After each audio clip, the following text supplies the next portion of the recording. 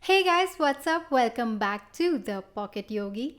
In this episode of the Pocket Fundamentals, I will be covering how to do the downward facing dog, also known as Adho Mukha Shvanasana. If you're new to yoga and you're new to this channel, the Pocket Fundamentals is a series where I'll be covering how to do basic yoga poses that's covered in most Hatha yoga classes. Alright then, let's hop into downward facing dog.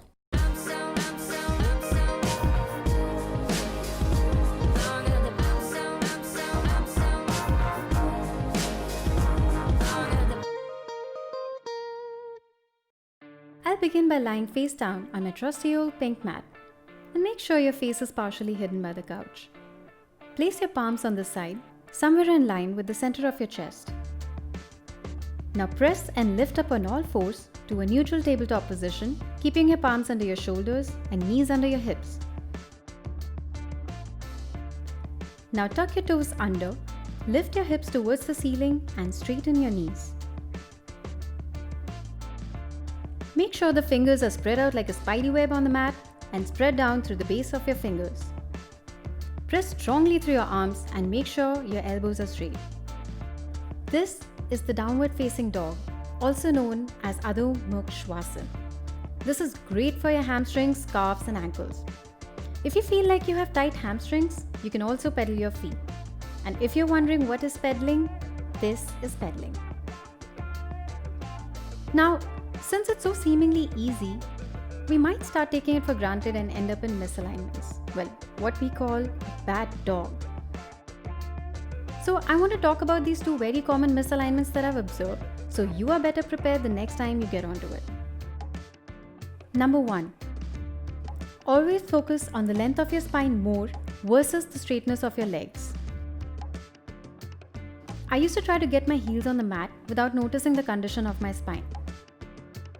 So if you have tighter calves and hamstrings and you're forcing your heels down on the mat, you're actually tucking your pelvis in that ends up rounding your back. To deal with that, bend your knees, lift your pelvis high and send your belly towards your thighs. With more practice, your hamstrings and calf muscles will warm up to you like how I'm warming up to pineapple on pizza.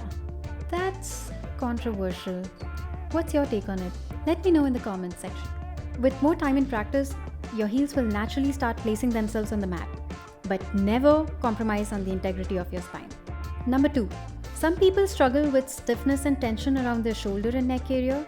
To ease this, spread your arms out a little more than shoulder distance apart.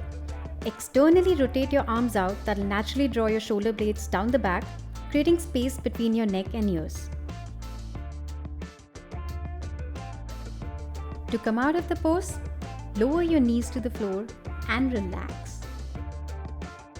With more time and practice, you'll notice that you're more comfortable staying in here for longer. So comfortable that you wouldn't have realized how long you've been daydreaming about lunch before somebody brings you back to reality without food. Well, clearly I'm very hungry, so I'm gonna go grab something to eat. Thanks for watching. If you liked the video, please don't forget to like and subscribe. Let me know what you think or any pose you'd like me to cover in the comment section below. Until next time, bye-bye.